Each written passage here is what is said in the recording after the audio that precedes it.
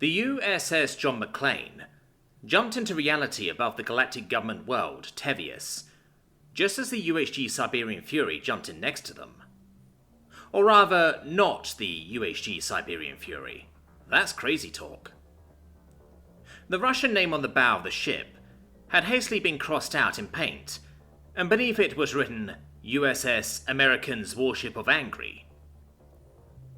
Tevius was a Greslin planet, home to shipyards, resource mines, and even a training ground for their elite soldiers. Civilian population was as minimal as it could be for a planet like this. High Command didn't have any large ships to spare, but 2 Special Forces cruisers were nearby. And after the resounding defeat of the Greslin's main battle fleet, this was the time to strike while they scrambled to rebuild and reposition. Each ship launched several assault craft towards targets on the planet's surface, as their commanders addressed them over the speakers. For the Americans, Archangels, the speech was simple. "I ain't letting no red commie some bitches beat us. We take our targets faster. We inflict more damage. If you fail me today, there won't be a pizza party when you return. So get out there and kill more goddamn fish than the Ruskies." The Spetsnaz in their own craft listened to their own leader over their own speakers. They were trying to remember to use English for the sake of keeping up appearances. "The American war-making style is inferior. I will not accept us losing score. If not being successful, no eating of food but borscht and raw turnip. For whole week." With both Special Forces groups being properly motivated, as their craft was buffeted by entry into the planet's atmosphere, the cruisers began to open fire on the few Greslin ships around the orbital stations. The gunners on both ships had an open scoreboard going between them to make sure they knew who was doing better than the other. Both ship commanders had wanted to time their Special Forces teams with stopwatches, but High Command wouldn't let them. Instead, they had to settle for examining after-action reports, written by observers embedded in the teams. But one way or another, they were both going to get scores based on something. "Vikings, this is Viking Actual. Don't let the pizza party cloud your judgment. I want this operation clean. We'll crush these robofish and beat the Ruskies all on our own time by doing this right. Clear your objectives, but don't get reckless. Can't enjoy pizza if you're dead. Viking Actual out." The assault craft landed with a thud, the doors opening wide as the power-suited humans poured out. There, in the center of his squad, was Viking Actual, standing several inches over the heads of those around them. He wasn't satisfied with the normal rifles that were standard for Archangels, and instead had a custom Browning 50 cal made for his use. It was fed from a belt leading to a case on his back, and while he had to fire it from the hip, that was the nice thing about 50 cal bullets. Getting close to the target counted. Viking squad fanned out around their captain, while Berserker squad deployed to their left, and Cossack deployed to their right. Their call sign had been chosen years ago, and they'd be damned if they changed it because they had Spetsnaz support now. The 3 squads had been assigned to attack a Greslin training base. 15 Archangels against a few hundred robofish. Well, 15 Archangels and 1 combat surgeon in a white power suit, who was supposed to also keep score. Viking was approaching through the front gate, the 4 around their captain shooting up the guard stations up front. The fish only had energy pistol sidearms, which didn't even scratch the paint on the Archangel's power armor. They took up positions on either side of the shot-up guard stations, letting their captain take the lead. To the left and right were squat barracks, built out of some cheap prefab-style material. Didn't matter what military you were in, barracks were made by the lowest bidder. 3 of the Greslins burst free of the nearest door, energy rifles in hand. That was when Viking Actual opened fire. The Browning spat out those heavy rounds with that distinct "dun dun dun dun" over and over again, splattering those 3 as he simply kept walking along the side of the barracks. The rounds slammed into the walls of the barracks, and from the sounds of it, the fish inside weren't having a good day. The rest of his squad covered him, picking off the Greslins who were trying to run out of the barracks to his other side with quick bursts. When more began to emerge, Viking Actual finally turned, never letting up on the trigger as that heavy thud continued to fill the air. Dun dun dun dun! The few robofish who were outside when they got hit with the rounds went flying against the nearest wall. Hitting a human with a 50 cal round was bad for the human. Hitting a Xeno that was built for lighter gravity? Devastating. There was a slightly smarter group of robofish who appeared on top of the roof of the shredded barracks with a matter slammer. The rest of Viking Squad began to pepper them with fire, but they got the shot off and ducked down behind the edge of the building for cover. There was a shower of dirt and smoke from the explosion, but before the robofish could celebrate, a 50 cal round slammed one clear off the roof. The smoke cleared as Viking Actual returned fire, standing next to a crater that could have been him if the robofish had been a better shot. The two barracks were quiet at this point, but the buildings across the parade ground looked to be getting ready. "Squad, take positions in the buildings," the large human said, as he let the Browning cool off, the red barrel steaming as he stepped forward into the parade grounds. The other Archangels moved into the barracks, stepping over the exosuits that had been tossed around by the indiscriminate 50 cal fire. While they repositioned, however, the captain saw much bigger exosuits approaching from the far side. It had to be around 10 feet tall, sporting some gauntlets and much sturdier looking armour than the main Greslin soldiers running around. Raising the Browning, Viking Actual began to fire once more, the heavy round zipping over the parade ground. But this exosuit wasn't going down so easy. Those gauntlets hummed as a shield of energy stopped the incoming rounds. The captain braced for a return fire, but the exosuit apparently wasn't armed. So instead, the human inside the suit grinned and set the 50 cal down, disconnecting the feed from his pack. Then, hands free, he motioned the thing closer with a wave. "Squad, focus fire on matter slammers, but don't touch the big guy coming towards us. I'm itching for a real fight." He began to jog forward, as it did the same. They met in the middle of the parade grounds, humans on one side, Greslins on the other, exchanging fire while the two titans squared off. It leaned in with a mighty haymaker that Viking was easily able to duck under, delivering 2 body blows as he slipped by. It swung back around, lashing out with a leg faster than he expected and caught him in the chest, knocking the human in the power suit onto his back. When it raised both fists to bring them crashing down, however, the human was faster, rolling out of the way and jumping up to punch the machine into the sensor-filled head. The fight went on, trading blows, ducking and diving. The human wasn't as strong as the exosuit, or as durable, but he was faster. He could bounce from foot to foot, ducking, bobbing and weaving, only to dash in and slam those power suit fists into the machine's body, time and again.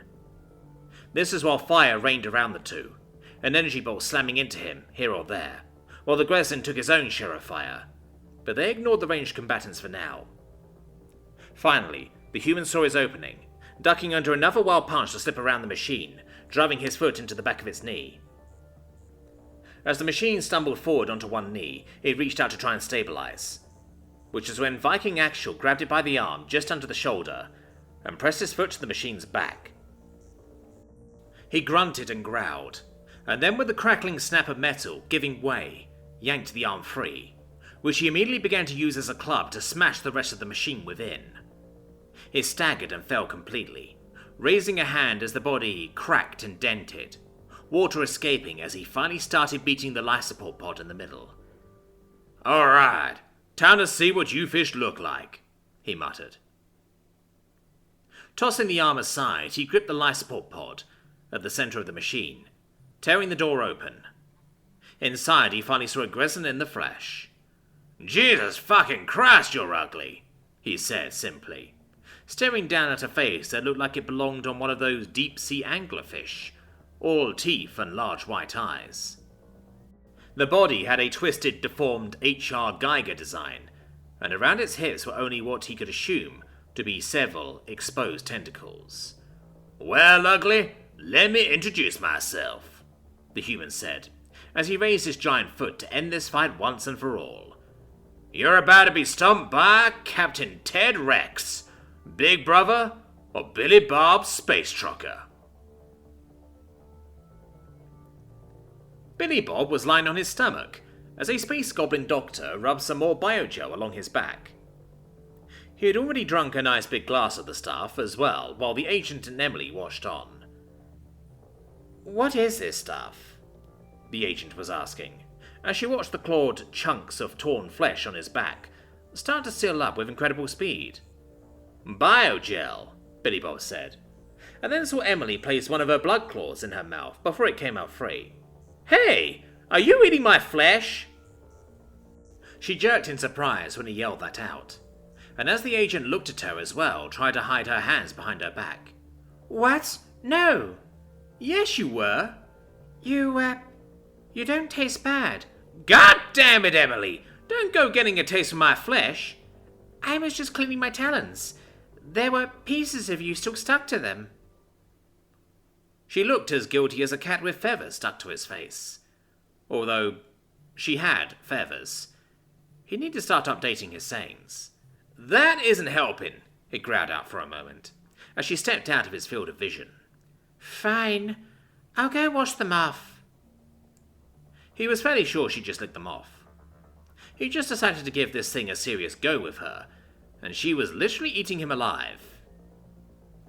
"Okay, back to the discussion, however," the agent persisted. "What's biogel?"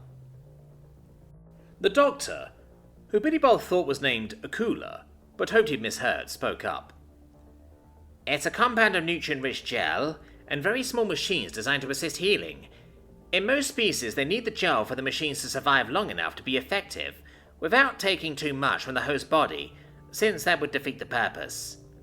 But you humans are so damn dense and have so much biological material to use, the machines work much faster, and for longer than I've ever seen." "What? Like nanobots? Those exist?"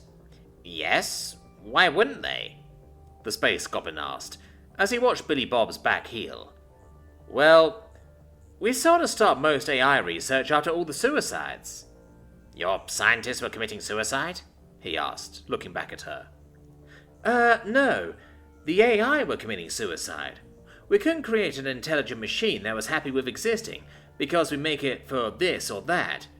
We couldn't figure out how to keep them from destroying their own hardware, or begging us to do it for them. It was miserable, so we stopped the research."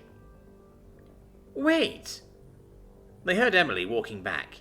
"You created intelligent machines? Like, ones that could learn and think?" "Yeah." "Do you have any idea how insanely dangerous that is? We've always theorized machine intelligences would become hostile to organic life and try to wipe us out," she said, as the space goblin nodded. "I must agree with her. That's been banned research across all space for quite some time. The possible threat was too great. I suppose it's just good that your experiments failed. But why would you even risk such a thing?" "Well," the agent paused, trying to think it over, but Billy Bob spoke up. "We do shit like that all the time. Some people thought they'd take over the world or kill us all, but we wouldn't know until we tried it. Same as detonating our first atomic bomb. A bunch of scientists thought it might ignite our atmosphere and kill the planet. Still did it. Not to mention we were making small black holes and studying them, before we even had a colony off our planet. We might have totally killed off our whole species then and there." The agent laughed and nodded at that. "Yeah, that's a good point. It's, classified information. Fuck it. Something similar happened when we first had the skip drives in testing. Some of the engineers thought that by activating it we might unravel the thread between space and time and various realities and stuff, and just sort of stop the whole universe from existing all at once." The two Xenos were staring at the humans, with clear looks of horror on their faces, but Billy Bob was grinning. "So, what happened?" "They told the general in charge of the project, who told them they had a choice. Either they might end everything all at once, or they very certainly would suffer having him shove his foot so far up their ass, they developed brain cancer on the spot. So they tested it. and we all still exist." The space goblin gasped out. "How can you possibly endanger everything like that? If your greatest minds told you there's a chance for that sort of outcome, why even attempt fate?" Billy Bob and the human spy just stared at him. "Because if we didn't, we'd never know," Billy Bob simply answered. "Yeah," the agent confirmed. The space goblin looked at Emily. "And you want to partake in a union with this one? Truly?" She shrugged her forearms at that. "There's just something about him." "Hopefully it's not the way I taste," he shot back. "How many times do I need to say I'm sorry?" "A lot! Especially since you keep trying to kill me." "I swear I don't." "Put your gloves on already." Emily picked up her gloves from earlier, as she eyed the human agent. "I am sorry about that display earlier, but don't forget, he chose me. Don't get any ideas." The human arched a brow at that, while Billy Bob rolled his eyes. Okay, he's not my type, or yours. I had no intention of stealing your man," the woman said, as Emily nodded. "Good, and make sure everyone knows he's spoken for." Billy Bob wasn't sure if he found her possessive nature to be flattering or worrisome. If he started seeing her standing over him with a knife and fork, or started seasoning him with herbs and spices, then he'd worry. But until then, he might as well appreciate the fact someone cared that much about him. Aside from his family, that is. Even if they had strange ways of showing it. Like his mum threatening to hug him with her arm of death, should he ever step out of line when he was younger. Or, shit, she threatened him with that whenever they had any family gathering. "Right, well, how much of this biogel do you have on the station?" the agent asked the doctor, which brought Billy Bob back into reality. 10 gallons. It's expensive stuff, and we normally need just a little. Although I suppose we're now down to 9¼ gallons, he said, as he looked over Billy Bob's wounds, which seemed to have healed up by now, the faint scars. In fact, Billy Bob felt better than he had before all this happened, since he'd still been recovering from the injuries he got at the museum. "We're going to want all of it to take back for the war effort. This will change things greatly." "What? But we need some for wounded people who come in here." "Whoa there, Miss CIA Spook. We don't need all of it. Doc, could you guys be alright with keeping just 4 gallons? Unless you have a major shitstorm hit, that'll be okay until you get resupplied, right?" The space goblin set a hand on his chin. 4 gallons should be fine. But what will you pay us?" The agent looked at him. "You're going to be making a very generous donation to the human war effort. Specifically, the American war effort. And we don't forget our friends. But there's a chance you won't win." "Have you looked at the latest news reports? We've annihilated the main Greslin battle fleet in a single battle. FTR lanes into our space are down. The Krustakan invasion of Bastion has been stunted. Despite being surrounded by enemies, the Libertonian Homo survives." She laughed. "Do you want to bet against us at this point?" The space goblin looked from the agent to Billy Bob, and then back to Emily before shrugging. "I suppose it would be wise to stay on your good side for now. It would certainly benefit my people should the council finally lose power." The agent nodded, and Billy Bob finally started to get up, frowning as he looked at his shredded jacket. He sighed and pulled it on anyway. "What's the plan?" "We're being contacted by an unlikely ally, but so far it seems legit," the agent mentioned. "I need to secure this biogel. Just head to your Atlas ship and some new friends will be joining us." He nodded at that, and started packing up his things with Emily, while the agent and the space goblin left. Once they were gone, he turned to Emily. "Okay, ground rules in our relationship. No biting or scratching chunks off my flesh or my damn body, and no more trying to kill or maim me. And keep your gloves on unless we've discussed it and plan on doing something super carefully." "Oh, come on." You have no idea how much it hurts to have chunks of your back ripped free of your body. How do you even touch yourself without trouble? Well, I guess when I feel feathers, I know how light to touch. But you don't have any.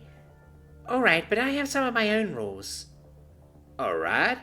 Mine are mostly about not dying, but that's fair. What you got? No more farting. What?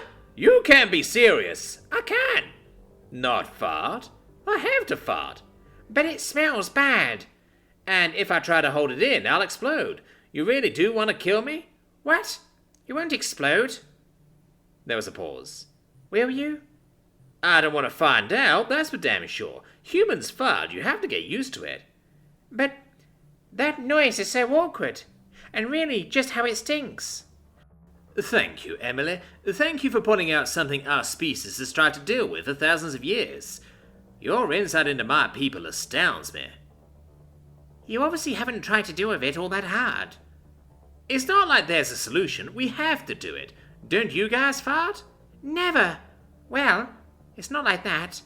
Remember that time when you asked what that smell was when we were listening to that monarch sing? Queen. Yeah, the sort of lilac and rose? I'm not sure what those smell like, but I think that's what you said. That was my version of what you call a fart. He stopped and stared at her. You guys fart flower smells? How the fuck is that fair? And how come it didn't make a sound? She shrugged. We have small release vents under our armpits. So, we get sweaty and stinky and fart bad things. You guys fart flower smells, and you don't get BO because you fart it out of your armpits. He shook his head for a moment. Evolution isn't fair sometimes. Hey, your species is by far the densest and strongest intelligent species the galaxy has ever seen, so there is that. He shrugged and nodded, then finished packing up his stuff. There was a small crater on the Atlas that he'd bought the day before during one of Emily's sleep cycles. A special gift he wanted to give her when the time was right. He hoped the spies hadn't left it out in the open, but other than that, he was set. They walked back out to the Rosie, and as he opened the hatch, he found another human standing in there wearing a dark suit. All around him were space gerbils. Space gerbils in suits, but they had such adorable fat bellies. Ah, hello there, Colonel Billy Bob, the agent said. And Billy Bob realized it must be the guy who talked him through the Emily situation. Let me introduce you to... Holy shit! It's a Monopoly Guy space hamster! He exclaimed, as he saw a gerbil in a top hat, with a monocle and a black and white vest. He ran up to it and reached down to squeeze his fat fuzzy face. You're so cute! The grown man picked the space hamster up in his arms and took a deep breath. What are you doing? Put me down!